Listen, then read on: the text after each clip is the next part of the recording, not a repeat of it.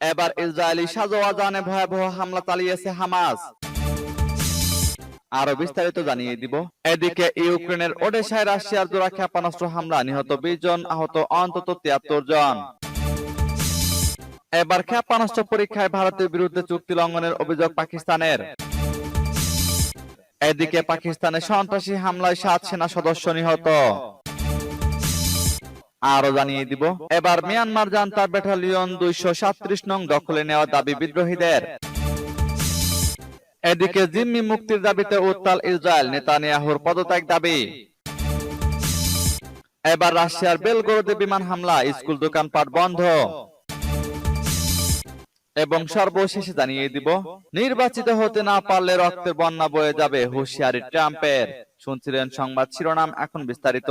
তবে তার আগে অনুরোধ থাকবে, এই ভিডিওতে একটি লাইক দিন এবং কমেন্টস করে জানিয়ে দিন আপনি কোন জেলা থেকে বা কোথা থেকে আমাদের সাথে যুক্ত রয়েছেন, এবং সংবাদের সর্বশেষ গুরুত্বপূর্ণ আপডেট পেতে চ্যানেলটি সাবস্ক্রাইব করে আমাদের সঙ্গেই থাকুন।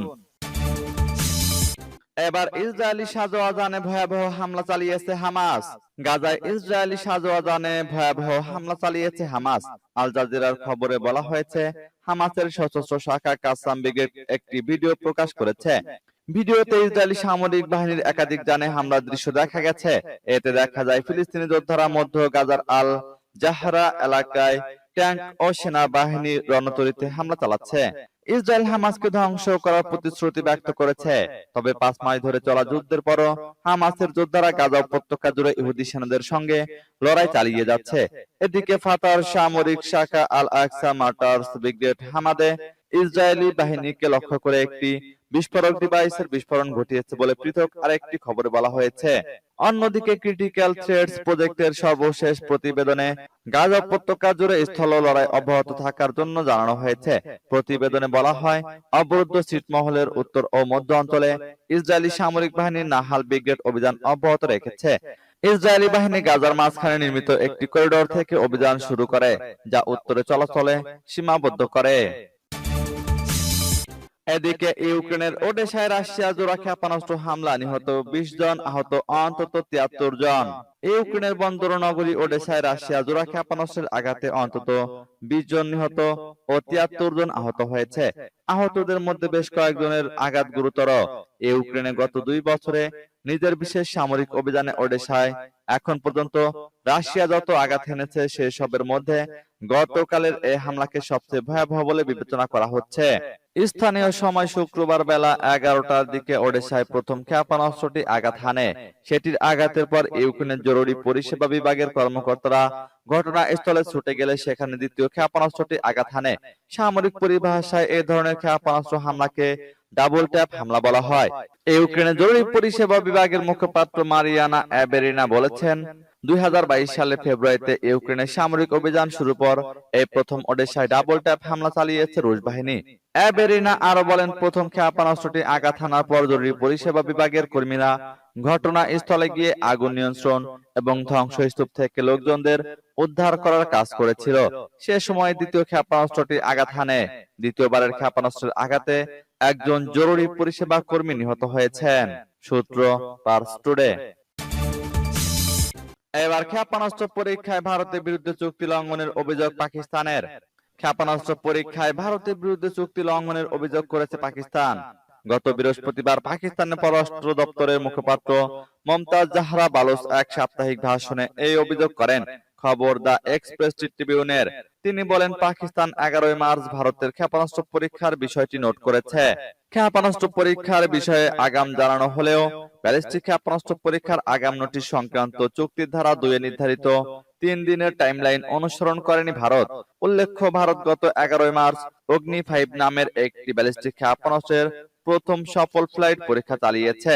মিশন দিবস্ত্র নামে ভারতের MIRV প্রযুক্তির ফ্লাইট পরীক্ষাটি ওড়িশার ডক্টর APJ আব্দুল কালাম দ্বীপ থেকে পরিচালনা করেছে ভারতের প্রতিরক্ষা গবেষণা ও উন্নয়ন সংস্থা।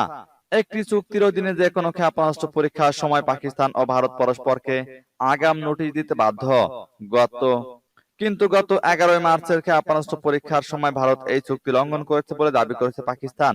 মমতাজ জাহরা তার সাপ্তাহিক ভাষণে ভারতের উদ্দেশ্যে বলেন, আগামীটি সংক্রান্ত চুক্তিটি অক্ষরে অক্ষরে মেনে চলতে হবে। চীনের সঙ্গে কৌশলগত প্রতিদ্বন্দ্বিতা বাড়ার সঙ্গে সঙ্গে 1990 সাল থেকে মাঝারি এবং দীর্ঘ পাল্লার ক্ষেপণাস্ত্র ব্যবস্থা তৈরি করছে ভারত। এদিকে পাকিস্তানের সন্ত্রাসী হামলায় 7 জন সেনা সদস্য নিহত। পাকিস্তানের সন্ত্রাসী হামলায় দেশটির অন্তত 7 সেনা সদস্য নিহত হয়েছেন। তাদের মধ্যে একজন লেফটেন্যান্ট কর্নেল ও একজন ক্যাপ্টেন রয়েছেন। শনিবার দেশটির খাইবার পাখতুনখোয়া প্রদেশের উত্তর ওয়াজিরিস্তান জেলায় সেনাবাহিনীর একটি নিরাপত্তা চৌকিতে এই হামলা হয়। পাকিস্তান আন্তঃবাহিনী জনসংযোগ পরিদপ্তর গতকাল এক বিবৃতিতে খবর জানায়।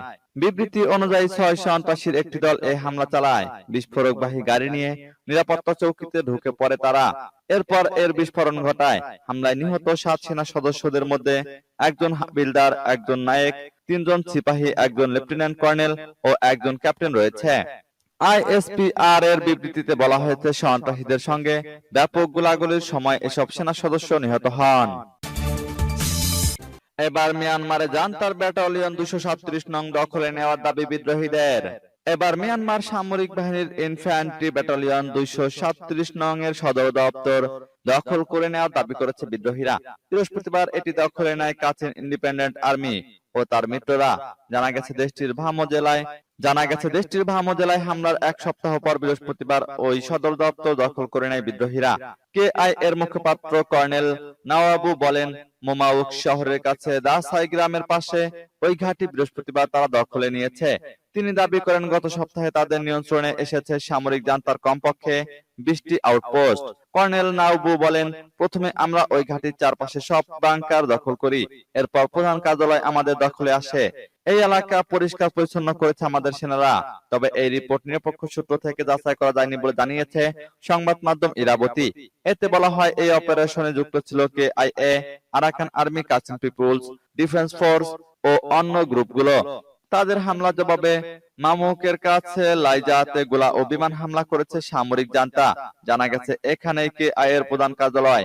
পিডিএফ বলেছে, ব্যাটালিয়ন ঘাঁটিটির পতন হয়েছে, ফলে সামরিক জান্তার সেনারা ভামাকোস শহরে আমাদের উপরও অন্য ঘাঁটিগুলোতে আকাশ থেকে হামলা ও গোলা নিক্ষেপ করেছে। এদিকে জিম্মি মুক্তির দাবিতে উত্তাল ইসরায়েল, নেতানিয়াহুর পদত্যাগ দাবি। আবারও বিক্ষোভ সহিংসতায় উত্তাল ইসরায়েলের রাজধানী। জিম্মি মুক্তি দাবিতে শনিবার তেল আবিবের রাজপথে নামে হাজার হাজার মানুষ। এক প্রতিবেদনে দেশটির সংবাদ মাধ্যম টাইমস অফ ইসরায়েল এ তথ্য জানায়। প্রতিবেদনে বলা হয়, বিশাল র্যালিতে অংশ নেন বন্দীদের আত্মীয় ও বন্ধুরা। হামাসের সাথে চুক্তির মাধ্যমে আটকদের দেশে ফিরিয়ে আনার দাবি জানান তারা। একই দিন রাজধানীর মূল সড়ক অবরোধ করে বিক্ষোভ করে বহু মানুষ।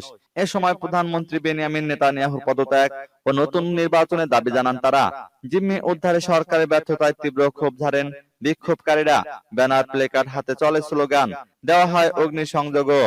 বিক্ষোভকারীদের ছত্রভঙ্গে জল কামান ব্যবহার করে নিরাপত্তা পুলিশ।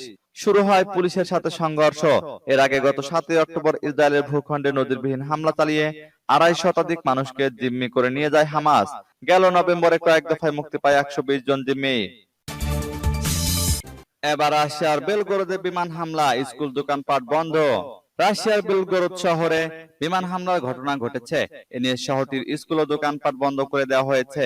এই হামলার জন্য ইউক্রেনকে দায়ী করেছে রুশ কর্তৃপক্ষ। খবর বিবিসির। বেলগরোদের গভর্নর ভ্যাচেস্লাভ গ্লাদকভ বলেছেন, হামলায় 2 জন নিহত হয়েছেন। রাশিয়ার প্রেসিডেন্ট নির্বাচন চলাকালীন সময়ে এই হামলার ঘটনা ঘটল। গ্লাদকভ আরো বলেছেন, আকাশ প্রতিরক্ষা ব্যবস্থা ইউক্রেনের 8টি ক্ষেপণাস্ত্র ভূপাতিত করেছে। ইউক্রেনের সীমান্তবর্তী এ শহরের শিক্ষার্থীদের আগামী সোমবার ও মঙ্গলবার স্কুলে যেতে হবে না বলে জানান এই গভর্নর। সেই সঙ্গে আগামী রোববার ও সোমবার শপিং সেন্টার বন্ধ থাকবে। তিনি বলেন, গাড়ির পার্কে হামলায় একজন নারী নিহত হয়েছেন। সেই সাথে তার সঙ্গে থাকা সন্তান আহত হয়েছে। তাকে বাঁচানোর চেষ্টা চালাচ্ছেন চিকিৎসকরা। যুদ্ধ শুরুর পর থেকে বেলগরোদের একের পর এক হামলা চলছে। তবে সর্বশেষ এই হামলা নিয়ে এখন পর্যন্ত মুখ খুলেনি ইউক্রেন। নির্বাচিত হতে না পারলে রক্তের বন্যা বয়ে যাবে, হুঁশিয়ারি ট্রাম্পের। আসন্ন মার্কিন প্রেসিডেন্ট নির্বাচনে নির্বাচিত না হতে পারলে যুক্তরাষ্ট্র জুড়ে রক্তের বন্যা বয়ে যাবে বলে মন্তব্য করেছেন দেশটির সাবেক প্রেসিডেন্ট ডোনাল্ড ট্রাম্প। স্থানীয় সময় শনিবার ওয়াই অঙ্গরাজ্যে এক নির্বাচনী প্রচারণায় অংশ নিয়ে ট্রাম্প এমন হুঁশিয়ারি দেন। মার্কিন সংবাদ মাধ্যম এনবিসি নিউজের এক প্রতিবেদনে এ তথ্য জানানো হয়েছে। তবে রক্তের বন্যা দিয়ে সাবেক এই প্রেসিডেন্ট কি বোঝাতে চেয়েছেন তা এখনো স্পষ্ট নয়। যুক্তরাষ্ট্রের গাড়ি ইন্ডাস্ট্রিজ নিয়ে কথা বলার মধ্যে তিনি এই হুঁশিয়ারি উচ্চারণ করেন। ট্রাম্প বলেন, নভেম্বরের 5 তারিখ মনে রাখবেন।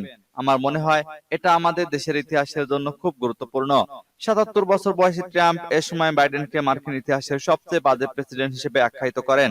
সাবেক এই প্রেসিডেন্ট বলেন, চীন মেক্সিকোতে গাড়ি বানিয়ে তা আমেরিকাতে বিক্রি করছে।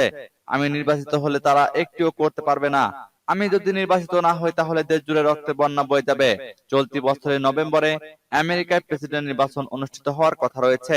এই নির্বাচনে নিজ নিজ দল ডেমোক্রেটিক ও রিপাবলিকান পার্টি থেকে নিজেদের প্রেসিডেন্ট প্রার্থিতা নিশ্চিত করেছেন জো বাইডেন ও ট্রাম্প। নির্বাচনী প্রচারণায় ট্রাম্প বাইডেনের অভিবাসন নীতির সংস্কারের বিষয়টিতে জোর দিচ্ছেন।